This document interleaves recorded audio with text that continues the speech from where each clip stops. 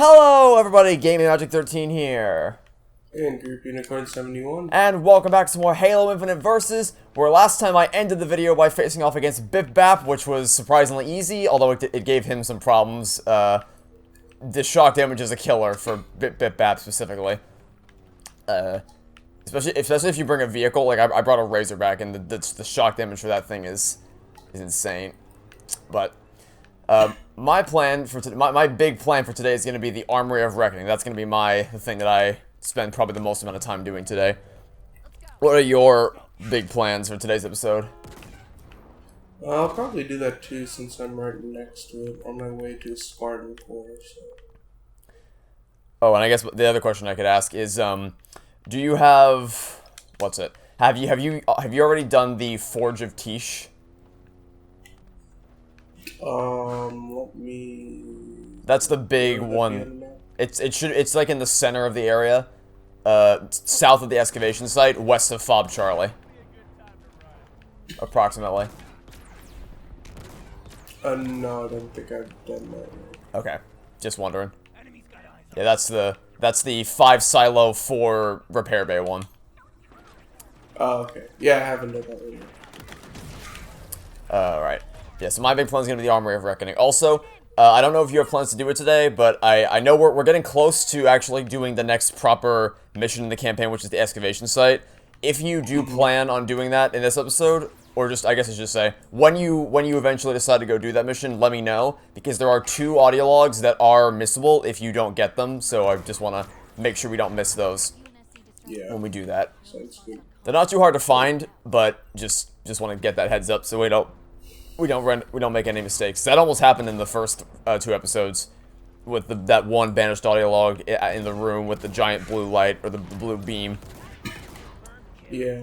And also the skull. In our practice run, when we tried to record this the first time, that skull, we both missed it, and we almost missed it entirely had we not stopped dead in our tracks and backtracked significantly. Okay. Before I go take on the Armory of Reckoning, I'm gonna go take back Fob Alpha. What? Oh.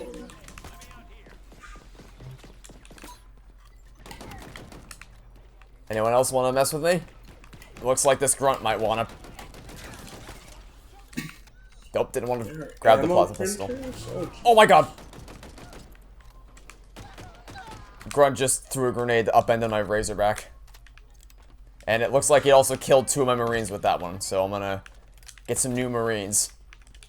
Oh, hey guys. Nope, we're still not clear. Goodbye, Grunt. Finally. So I saw in the main menu, you know how there's no option to revert to a checkpoint anymore, but there is an option to just restart the whole mission? I'm not gonna press it, because obviously I don't want to test it now of all times. But I am curious what that would entail for an open world game. Whether that would reset all our progress, or if it would just teleport us back to the tower, and then we'd have to work our way to the excavation site. Because for the linear missions, it's obvious. It's just you restart the whole mission. But for the open world, it's a bit less of an obvious answer. Maybe it's revert to checkpoint for open world.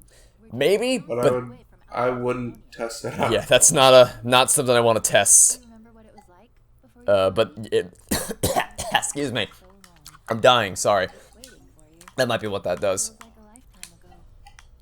Okay. Oh my goodness, how big is this space? Oh yeah, the Armory of Reckoning is huge.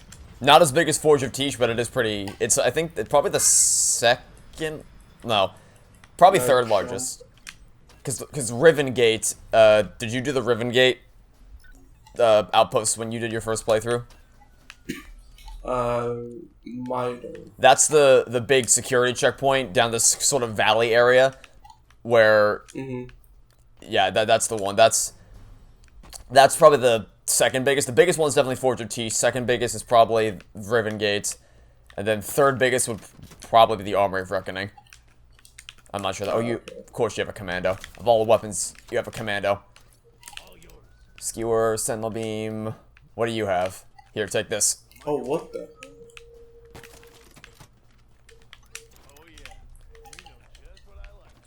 Alright. Anyone else want to play? I guess you do. Also, one thing I wanted to bring up. Do you remember a game called Until Dawn back from 2015? Uh-huh. So they announced recently that they're making a spiritual successor to that. I think it's called The Quarry. And I am very excited to play it, because it's actually a rather timely announcement, because this Saturday I'm going to be releasing a video to date this series even more, so when we're recording it. I'm going to be releasing a video called going over some of my favorite games of all time. And among that list is going to be Until Dawn. So it's a very timely announcement that they've announced this spiritual successor when they did. And I'm actually very happy that it's a spiritual successor and not a proper sequel, because that means that they can maintain the style of the game and the atmosphere that they went for and they nailed in the first game without having to carry the baggage of trying to continue the story of all the characters from the game, because that's what often screws things over, is when you try to finish or continue a story that was already finished, and it gets you in trouble because it's like there's no natural room to grow the characters anymore, so you're just gonna you have to find a way to do it because it's a franchise that makes a lot of money. And to be fair, they have done that in the past. I think they've made some prequels. They did some prequels going over what happened at that sanatorium before the events of the game. But as far as a proper sequel featuring the actual, like, Chris, Ashley, Matt, Emily... Well, I guess the other difficult part is that you couldn't really do a sequel to it anyway, because then you have to take into account who survived, and everyone's playthrough would be a different experience as to how many characters actually survived. In fact, if you're really bad at the game, you might have saved none of the characters, so it'd be funny if they make the sequel, and then it's like, congratulations, you bought the game. Oh, everyone died in your playthrough. Congratulations, here's the credits. It's already done. Game ends in the first 5 seconds. That'd be pretty funny. Yeah, it'd be funny until you realize you spent $60 in a game you can't even play. Although I guess the way they'd combat that is giving you the option to start fresh with all the characters alive if you want to. Something like that. Yeah.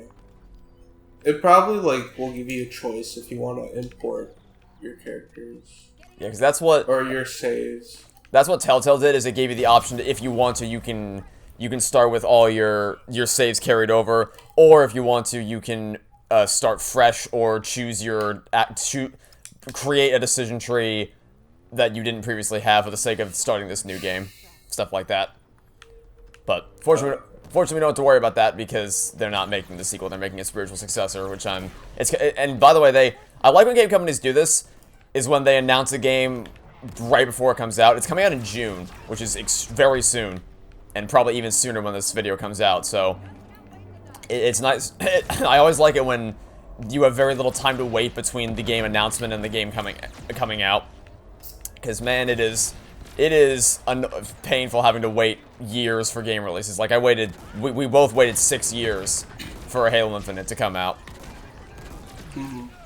So it's nice when that happens. Alright, is that everything here? Sure is. Alright, cool.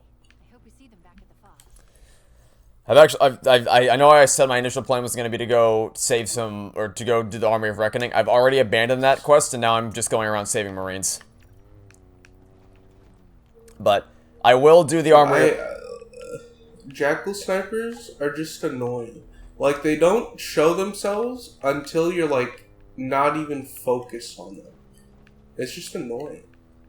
Yeah, they are definitely annoying, but I still think that the Infinite's Jackal Snipers are the best iteration they've ever had, if only because they have that obvious red line, and they do take time to line up their shots, whereas in Halo 2 and Halo 5, by the time you see them, you're already dead. Like, there's not even a chance to see where you died from.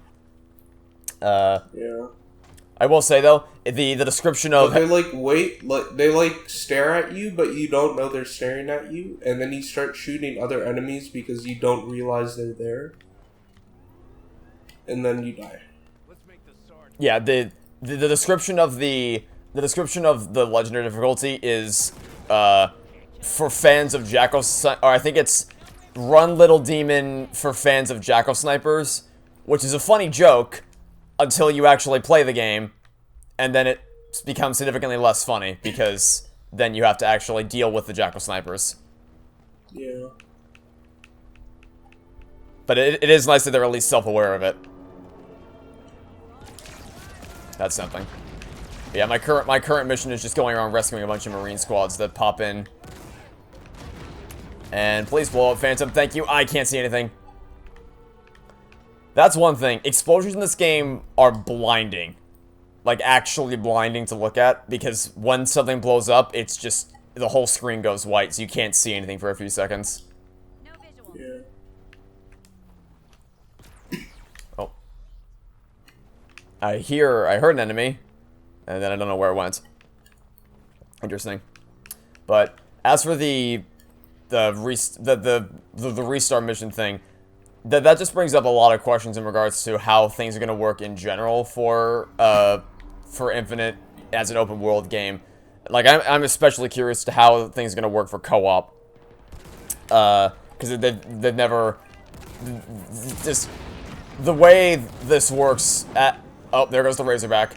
The way this works is the same way it works for a lot of open world... Or a lot of, games where it only renders what it has to. So, like, if you... Oh, every single Marine just died a painful death. It'll only render what's nearby the player so it doesn't chump up too much CPU power.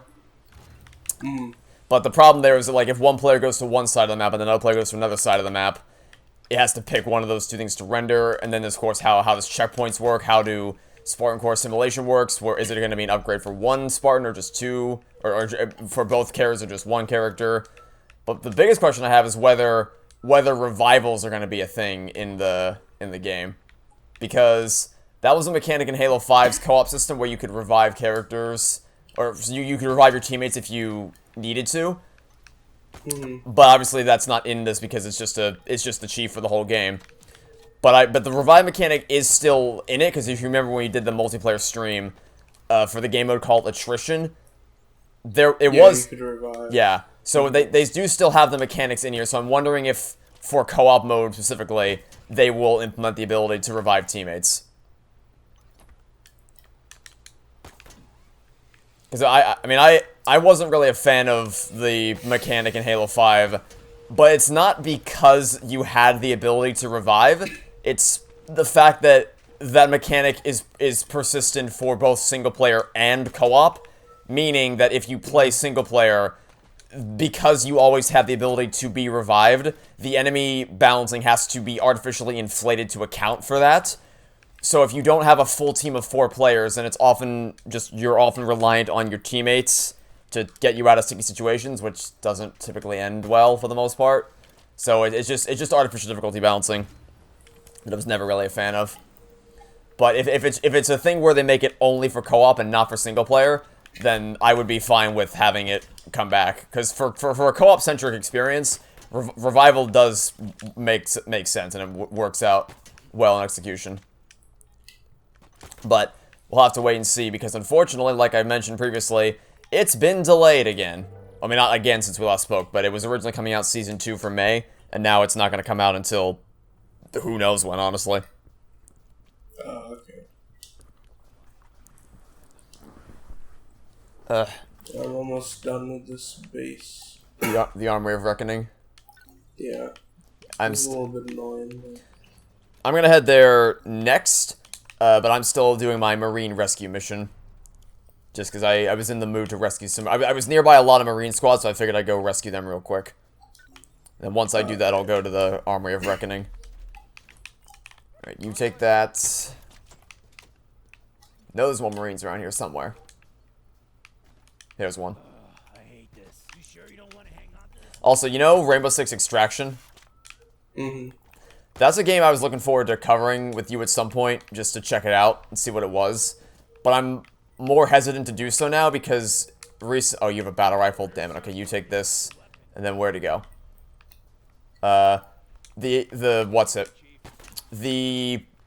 Someone uploaded a gameplay footage covering the game, and it did not go over well because they struck it down. They didn't just claim the video, they struck the video. As in, like, there's now a penalty mark against your account because you uploaded gameplay footage of this. So, Really? don't know that I want to risk covering, and it could have just been a one-off thing. Still not necessarily a risk I want to take. So, if Ubisoft comments on it saying, like, this was an accident, we didn't mean for this to happen, we're rectifying it immediately, then I might reconsider it. But for the time being, I don't want to risk any channel takedowns or anything like that. Yeah, that's reasonable. That's weird, though, because it's the exact same... It's Siege Extraction. Or it's like that Siege event that we played. Yeah. With Dragon Slayer. What was it called? Quarantine or something? Yeah. Something like that. Please don't kill the Marine. You... Damn it. It's so annoying when Marines don't get out of the way of the damn Razorback. And then it just crushes them. Is that not a Spartan core? Oh, that's a lock? I don't want that. I have to fight 20 million enemies just for an armor lock. Anyway, so what, because it just seems weird, because Ubisoft is typically good about that stuff from what I understand. Like, generally speaking, Ubisoft's been pretty good about, because it's just, I never because there's still some like, Nintendo's a big one. Nintendo does not like it when you cover their content at all. I did a reaction video to the Nintendo, or a reaction stream, rather, to the Nintendo Direct, and that got claimed almost immediately after the stream was over, so, it's just... Nintendo's weird. Yeah, it's just, like, I would get it from years ago, back when Let's Plays were still a niche thing, but nowadays, Let's Plays and live streams have dominated the gaming industry. So, it's just so weird for some developers to still be so avidly against the idea of people playing their game live on Twitch or on YouTube or in a video. Because it does nothing but free advertising for the game itself. Yeah. And to be fair, 99% of developers are cool about it. They're perfectly fine. In fact, some will even encourage it by saying, hey, if anyone wants to play our game day one, here's a key for any content creators that want to spread the word and stuff like that. But not everyone does that. There's still the outlier every now and again that is not as cool with the idea, which sucks. Yeah, it's unfortunate. Also, I forgot to mention, probably should have mentioned this before we started the recording, but you mentioned that you were having your body's a little sore after jiu-jitsu today. Uh-huh. Well, you're not the only one who woke up with an interesting situation, because I woke up at about 4:30 in the morning, not to wake up, just to go to the bathroom middle of the night, but I woke up and my arm was limp, like it was paralyzed. I could not move my arm. Ooh. So, and it's honestly, not being able to move one limb is weirder than being completely and totally paralyzed, because as you may recall, when I had my seizure in 2016,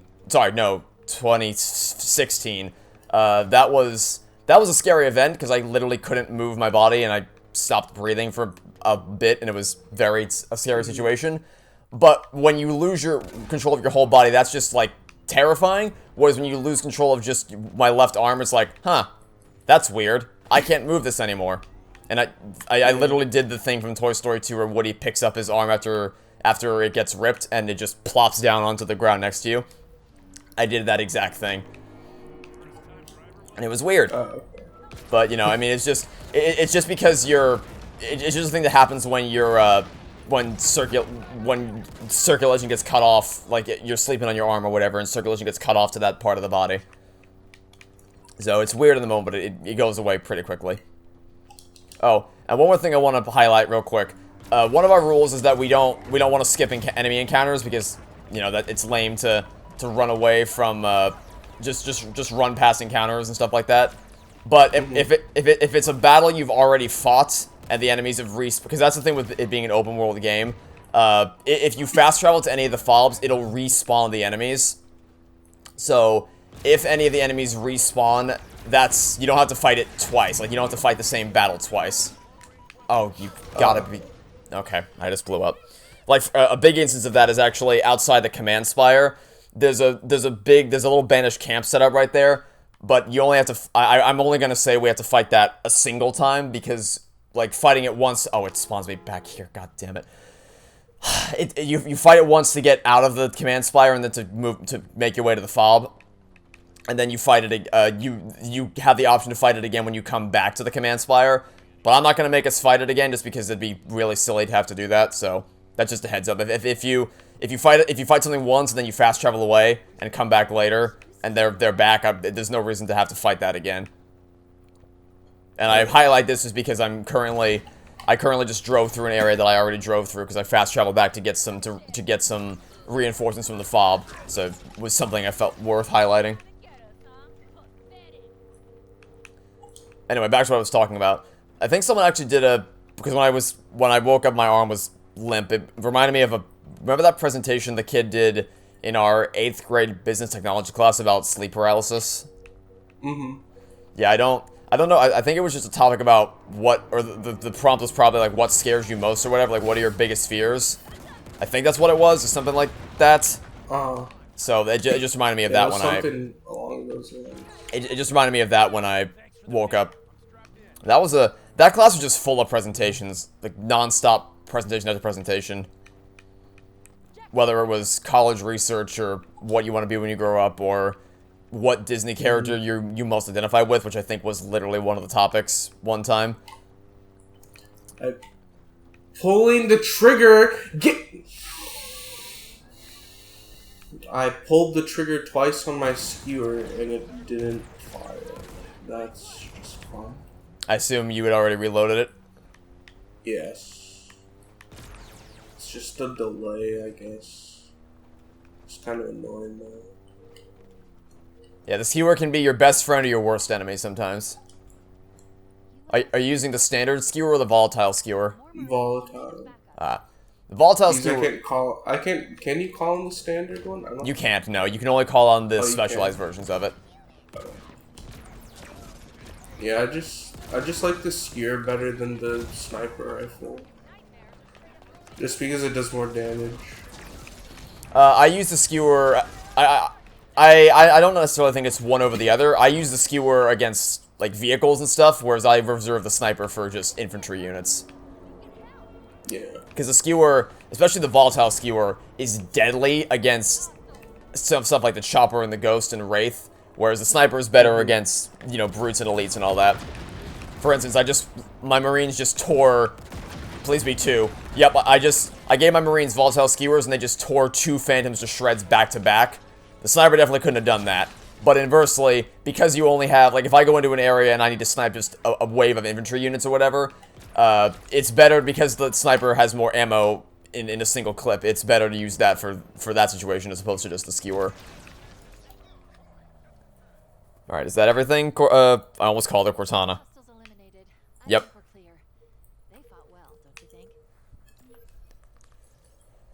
Now then, I think now I can go to here. Oh, do I want... I probably want that. Probably want this. Found a rocket launcher lying around. I'll take that, don't mind if I do. You want to get in, Marine? Thank you. There we go. Okay. Anyway, yeah, I'll tell you what, though, one of my favorite presentations we ever did was in our English class, where we had to build, like, am I stuck on a... God damn it, I hate it. Vehicles are such a blessing and a curse, because just, sometimes they get stuck on rocks, and there's almost nothing you can do about that.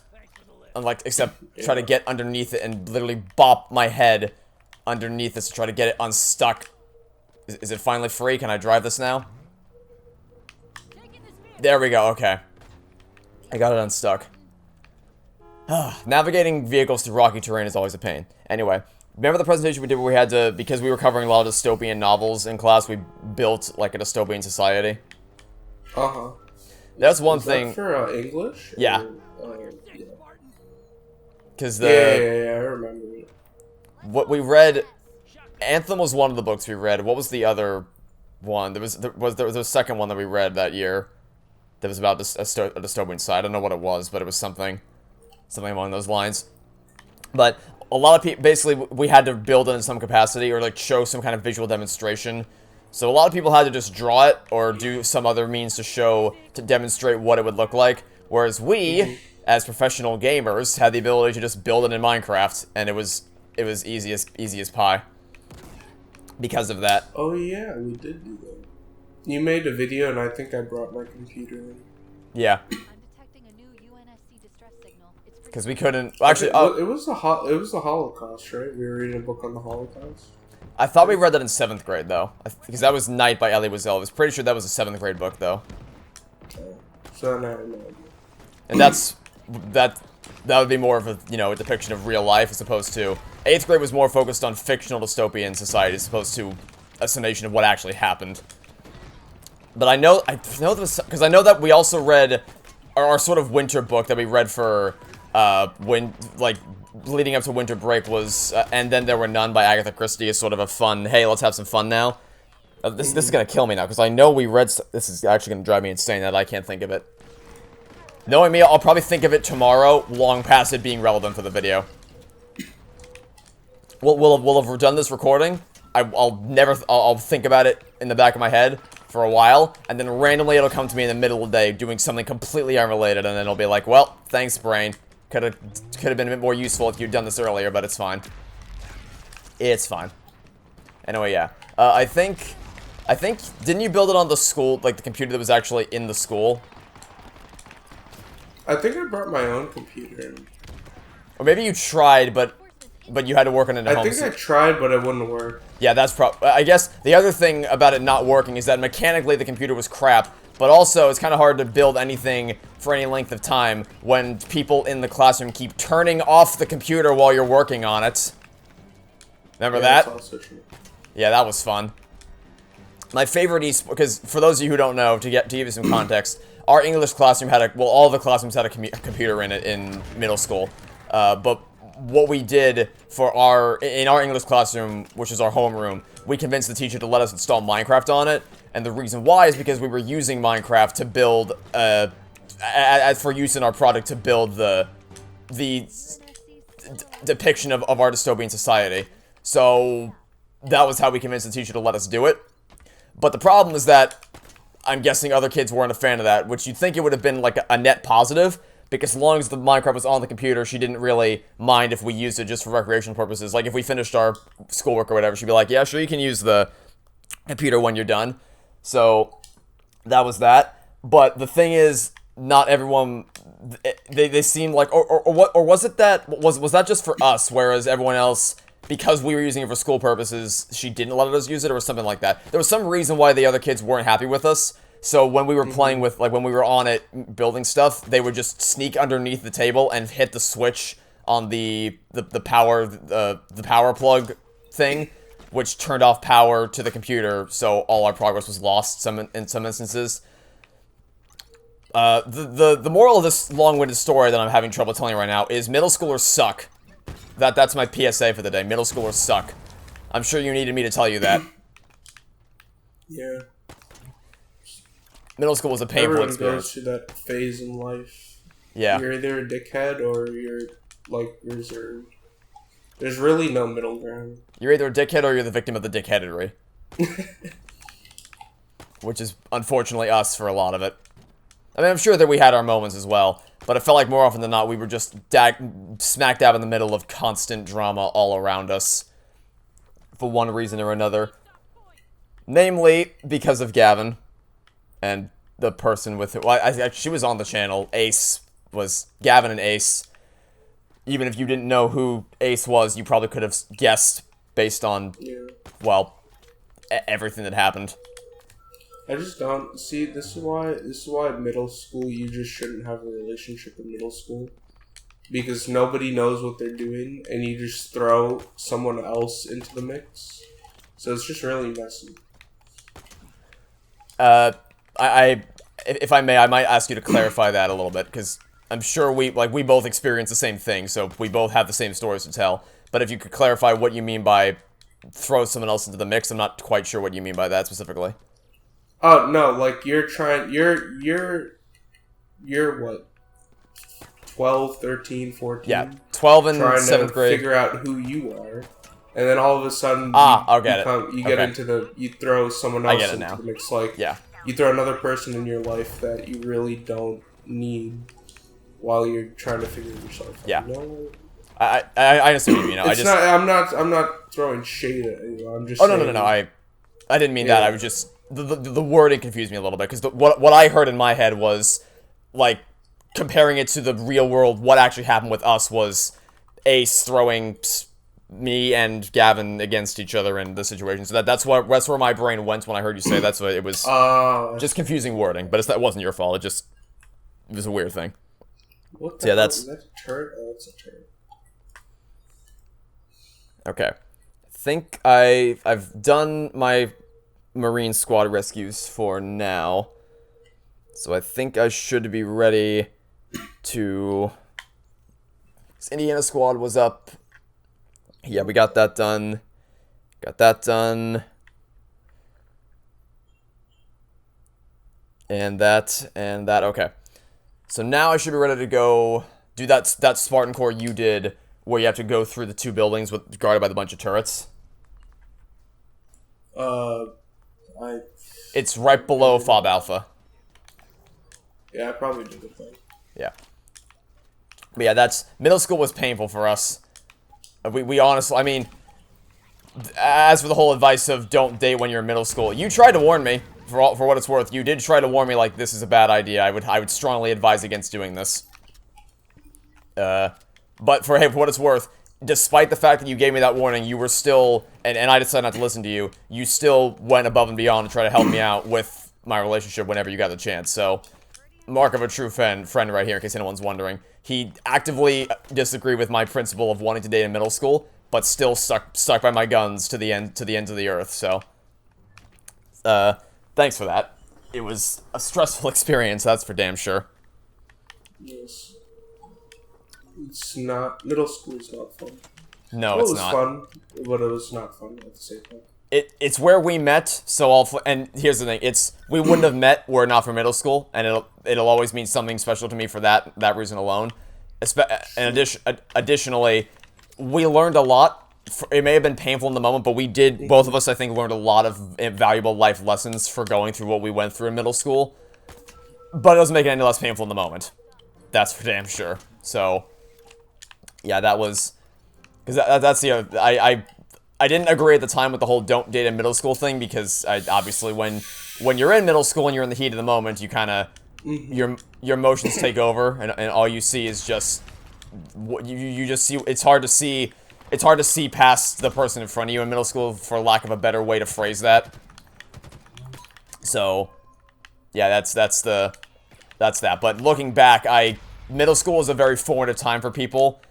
I might change your wording slightly. I don't know if I'd say don't date in middle school, because the lessons I learned from my relationship with Ace were very formative in helping me figure out what it meant to be in a committed, healthy, romantic relationship for when I met Forgot 45 in high school.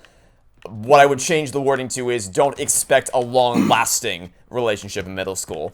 Because, I mean, I think it's fine to date, just for the experience of having done it, so that you can learn from your experiences and then carry that knowledge forward to the future. I think that's what I would say about that. But yeah, generally speaking, it's the recipe for disaster, for lack of better terminology. Oh, he's charging. My aim was bad, but I saved it anyway somehow. Okay. Yeah, I mean, oh god, don't. The other nice thing about our middle school experiences is that we have stories to tell for the rest of our lives. Like, I've told so many people just the countless misadventures we got up to in middle school, and I don't think they'll ever get old, because they're just endlessly entertaining to listen to. So, it's nice. We got some good stories out of it. Positive. Yeah. The good positives are, we met, which is, I'll forever look at as with positive eyes. We wouldn't have met had it not been for middle school. We both learned a lot of valuable life lessons, and middle school helped me learn what I needed to, in order to commit to a healthy relationship with Forgot 45. So, those things are what I'll always look back on positively for middle school, even if the actual road to get through it was tumultuous at best and downright painful at worst. Having some difficulties over there? Almost. Almost didn't see this guy. What is that? What is above me? Oh, it's a ship. Whoa, what are you doing right now? I think the first base you did, like the big one. The Forge of Tish? I think that's. Is it the one where there's like 5 silos and 4 repair bays? Oh yeah, the Ford of Tish. Yeah, that's that'll probably take you a little bit, because that's a pretty lengthy challenge right there. Oh dear. I'm getting shot from. Come on, Shields. I need you to come back. Thank you. Whew. Finally, I have another Spartan core. I can use it to upgrade. Do I want my shields or do I want my threat sensor upgraded? I probably want this. Let's upgrade that. And that'll be good for now. Alright. I think I'm ready to go take on the Armory of Reckoning. Or do I want to get the skull first? Actually, I want to go get the skull first. Just because I feel like it. Where's the skull? You know that one Spartan core you got where there was a chopper guarding it? Mm-hmm.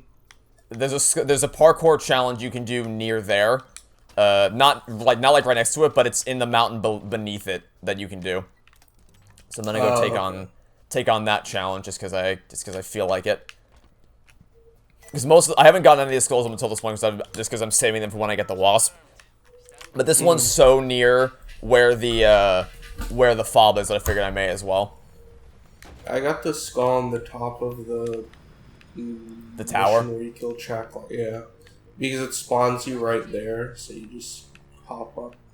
Yeah, I've seen some people have some difficulties getting that one, just because they don't quite understand how to use the grapple shot initially. But once I got the cooldown for the grapple shot, it became much easier to try to get that skull. Because you just have to grapple up. You have to grapple up to the point where all the... I don't know how to describe it. Like, the legs of the tower, if that makes any sense. Grapple up to the point where those meet on a plateau. And then grapple up around the lip of the top to get to where the skull is. Yeah.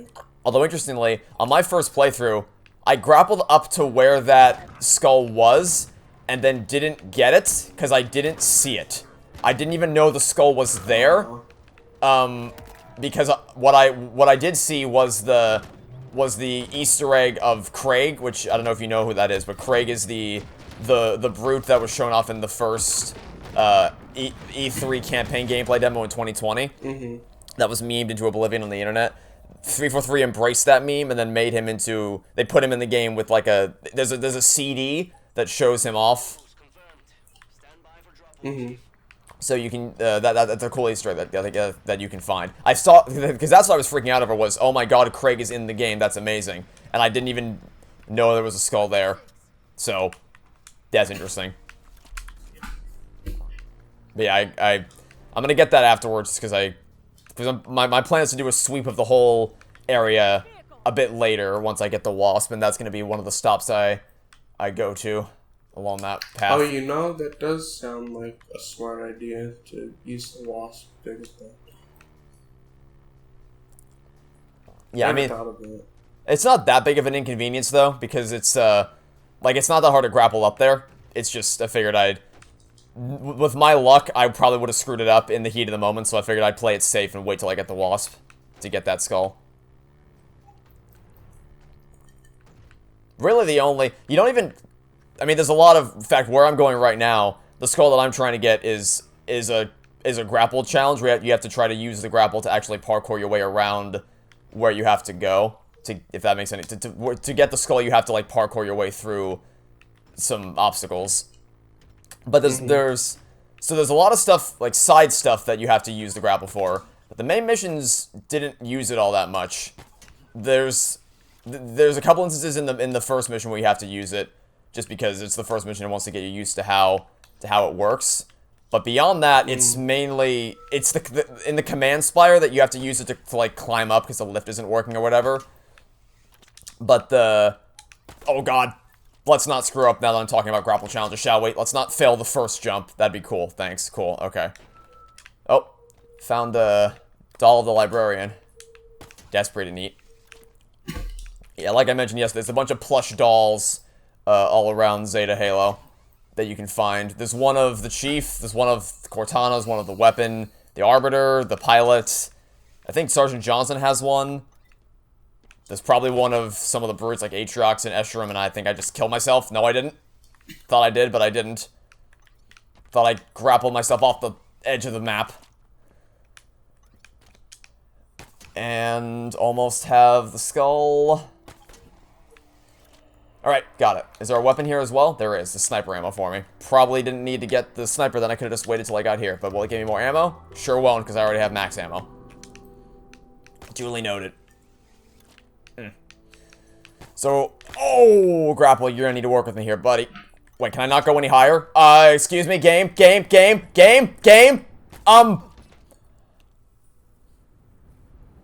My grapple just was not working. I grappled the wall and then it just disappeared. Alright then. Don't know what happened. I mean, at least it checkpointed me when I got the skull, so I didn't have to redo anything, but that's just weird that that happened. That's really bad. I missed both my skewer shots. You still doing the Forge of Tish? No, I'm moving on to the fob. The last fob in the area. Oh, Fob Charlie. I think that's one I skipped. Yeah. And then, so, are you gonna go north to the swamp area, or are you gonna go straight to excavation site? I think after this, I'll get a few more side quests, finish those, and then I'll go to excavation. Okay. That's kind of my plan as well. Once, I think the last thing I'm gonna do is gonna be the Armory of Reckoning, and then I'm gonna go to excavation site. Because I mean, there's gonna be some audio logs and stuff like that that I miss on my first run, but I want to get most of the main side stuff, like Marine squads and stuff, cleared out before I go to continue on with the quest. Oh, I've made a few mistakes here.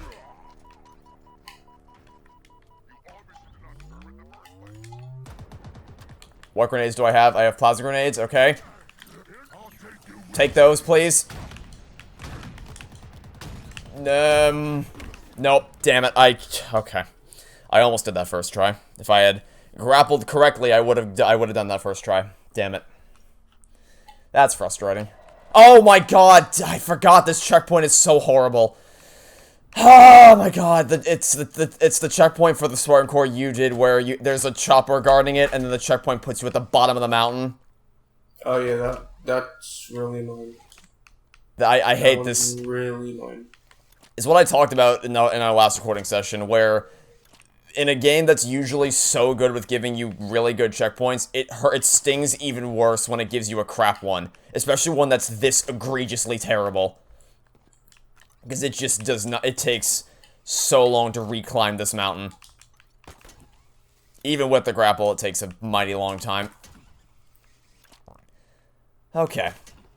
Well, at least I know what I did wrong and I can learn from it next time. Okay. Anyway. I mentioned in a previous... Oh, there they are. Hold on, I gotta focus on clearing out this Spartan core, and then I'll say what I was gonna say. Yeah, you're good.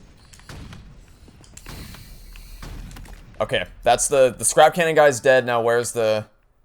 I'm gonna try to snipe him out of his chopper. Got him. Okay, now I can talk. They announced a Kung Fu Panda reboot or series for, I think, Netflix. Which is always, kind of goes to what I was saying last session about just milking IPs for all they're worth recently. Like, whenever something like this gets announced, I just kind of roll my eyes. It's like, oh, it's a popular IP that's getting milked for all it's worth. It's frustrating that there's not as much incentive anymore to be original for as, you know, for as down in the dumps and doom and gloom as that sounds. When there's so much money to be made with just crapping out new versions of classic media that is a guaranteed success story, like remaking Aladdin or The Lion King, or continuing a series as well-beloved as Kung Fu Panda, there really is no incentive to make something original anymore when you know that just reinventing the wheel takes less effort and it will likely rake in more benefits and profits than making a new wheel. To twist that metaphor slightly. Especially since with the way I don't know, do you watch much TV, like standard broadcast cable television? No. Actually, we don't have cable anymore. Oh. I think, like, honestly, during COVID, we just stopped paying for cable. And we got HBO Max and another, Prime.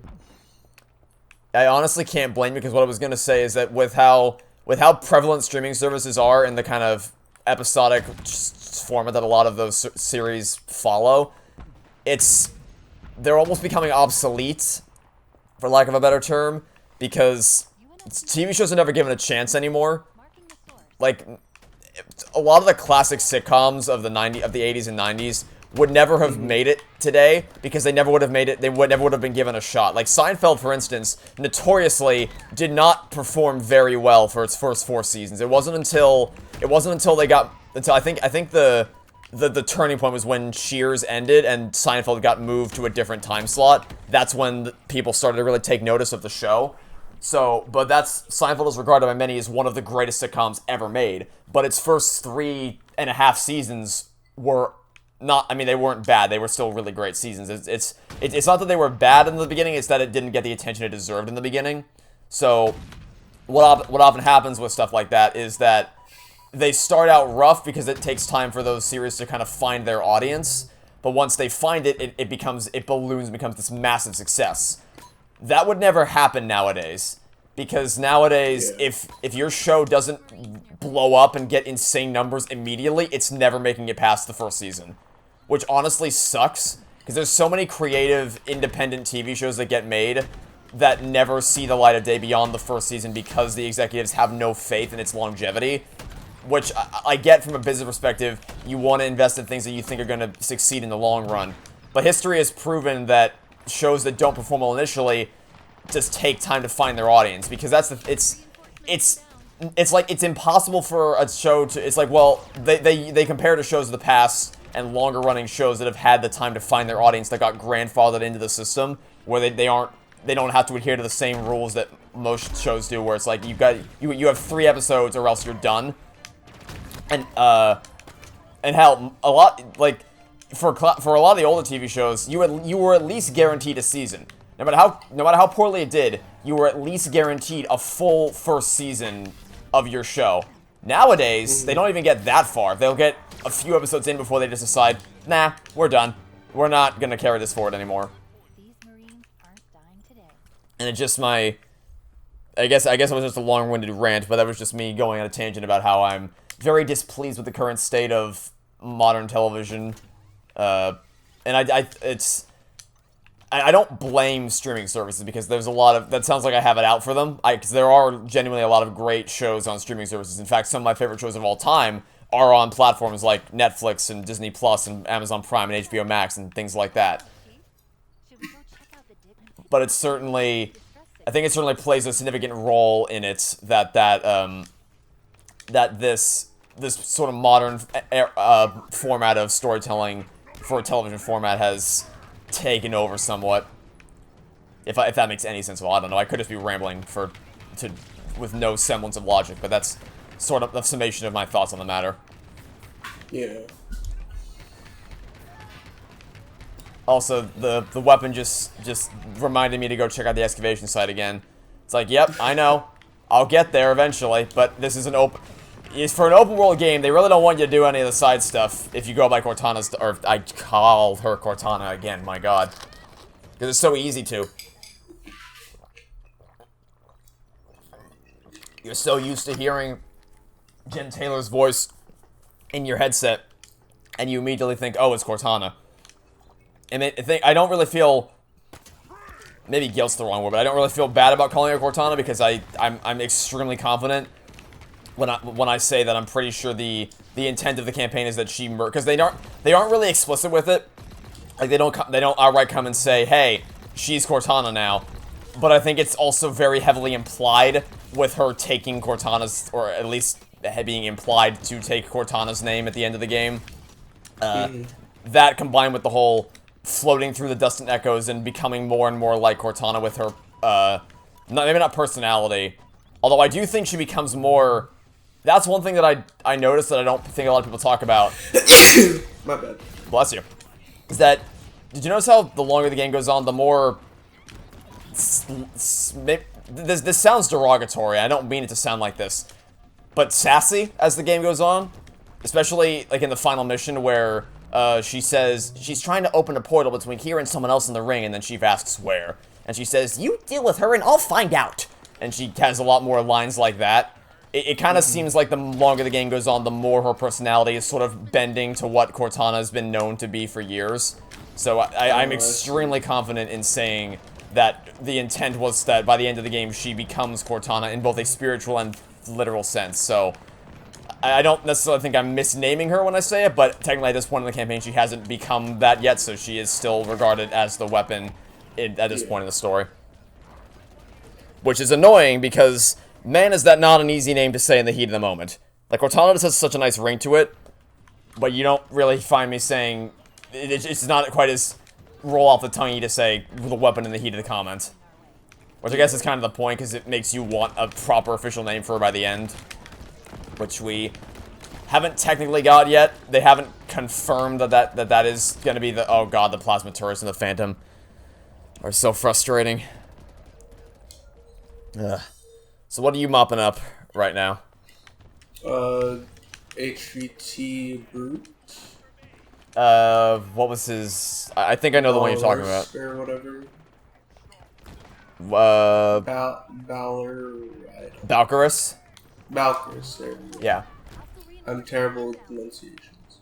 I think he gives you the Calcine Disruptor for beating him. No, sorry, that's Bitbap. What does he give you? He gives you the Ribbon Mangler, I think. The Mangler's actually really useful. It is, yeah. Surprisingly useful.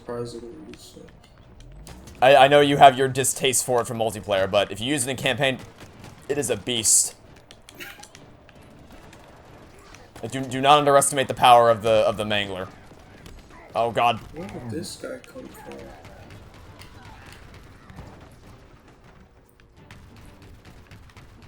More? I didn't even get...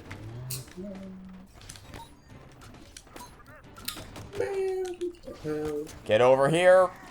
Thank you. There's one of my favorite things to do in this game is grapple followed by energy sword. It's so satisfying to grapple up to someone and immediately sword them in the face. Sounds fun. Oh, have you not gotten to use the energy sword yet? These Marines just won't give up. I have, but I haven't used it as you're describing it, I guess. Yeah, Ooh, that was a bad idea. It's a blast to kind of do that. Okay. Also, I apparently missed a propaganda tower, so now I'm gonna go backtrack a bit. Oh, did you get a bad checkpoint, or are you reacting to what I said? No, it's a bad checkpoint. Ah. I see. Oh, boy. Not ideal at all. Is it all the way if I can guess, is it all the way back at the fob, or somewhere near it?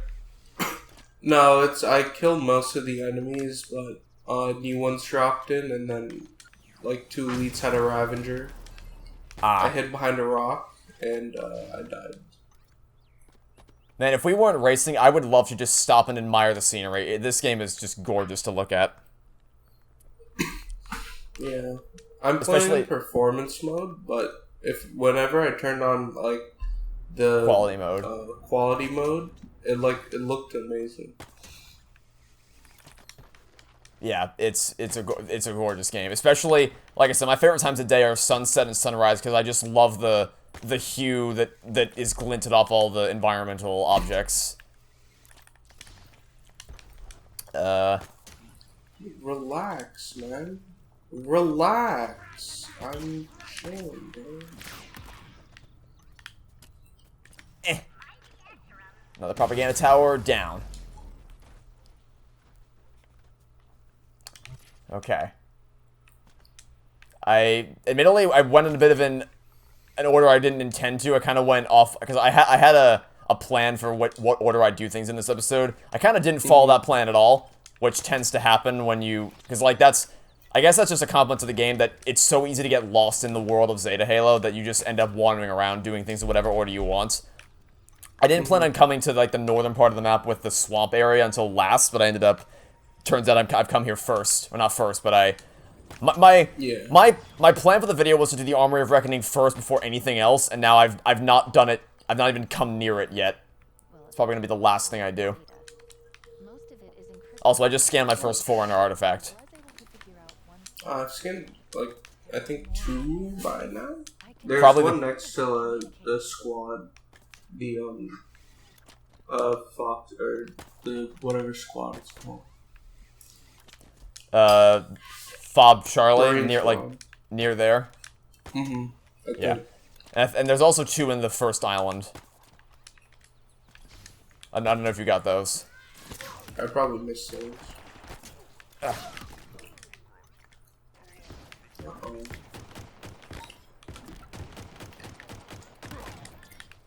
Stop moving. Of course he moved. Try to lead him and he moves. Oh yeah, hide behind that. The only thing I don't like about the sword in this game is how little ammo it has. I think that's been a problem with all of 343's entries. I feel like the sword runs out of ammo way too fast. Mm-hmm. Like, you barely get to use it before it's just empty. That and the gravity hammer. Which I get that it's probably done for balancing purposes to make sure you can't just... Sorry for interrupting. Oh, it's fine. Okay, I'm mauling now. Are you doing... Sorry I have to keep asking this, but I obviously can't see your screen, so I don't know what you're doing, but are you... Yeah, I'm still doing this idiot Valorous or whatever. Just kill me, please, thank you. I know that feeling, the feeling of, God, this run is terrible, please reset me so I can try again later. So annoying, this guy, man.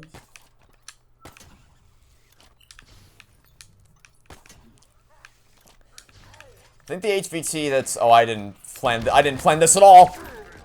This is... Yeah. I grappled over a mountain in the middle of a bunch of enemies, one of whom had a rocket launcher, and it took less than a second and I was just dead immediately. Alright, what weapons... This could be interesting to see how this works out. Stop following me. It's following me, man. Okay, what weapons you guys have? Needler? I'll take that. Stop moving! Okay, sidestep again. Do it, I dare you. Alright, Do first it, answer. keep doing Help me it. out. Yeah, that was not what I wanted. Is that the rocket launcher guy? Moved again, man. What weapons do you have equipped for this battle? The fucking skewer and battle rifle, but he keeps moving! So annoying. Shoot. Dude, this guy... Oh no. Oh no.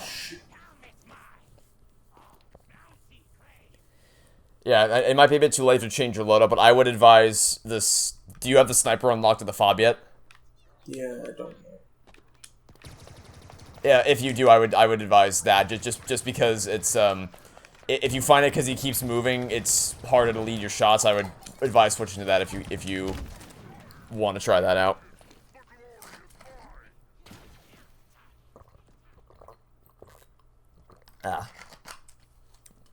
I'm currently, if it makes you feeling better, I'm currently getting beat up by the rocket launcher brute.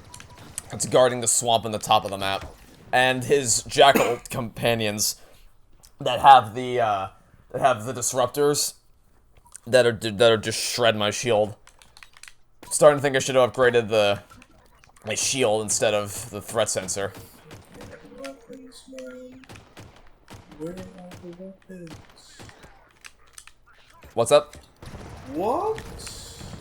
The base. I came to the base so I could resupply, and all the weapons are gone. You mean like when you can choose your weapon from the little box? No. I went to a banished base that I defeated before, and all the weapons are gone for that. Oh, that's fun. Okay. Let's see if I have the sniper more. If you don't want to waste a fast travel, you can check in the fob in your TAC map before actually going there. Oh, I'm out of ammo for everything, so I need to come in here. Oh, fair enough. I do. Alright, one last thing. Okay, so we're at about an hour, so do you want to... Pick it up? Do you want to finish up that HVT, and then I'll finish up this squad, and then we'll call it a video? Oh, I'm at a thing right now, so I could just do this next video. If I can pick up my damn sniper, which apparently... In that case, I'll pause right here outside Cobra Squad, and then we can pick this up in the next video. That was good. I think we both made a lot of progress today. I like how the one thing I said at the beginning of the video that I absolutely was going to do is the one thing I absolutely did not do at all, which is go to the Armory of Reckoning, but next episode for sure I'll go do that. At least you got to see him do the Armory of Reckoning, so one of us did it. But yeah, I'll leave things here. Thanks all for watching. Hope you enjoyed. This has been GamingMagic13 and GroupUnicorn71. and hope to see you all next time for the next episode of Halo Infinite Versus. Goodbye.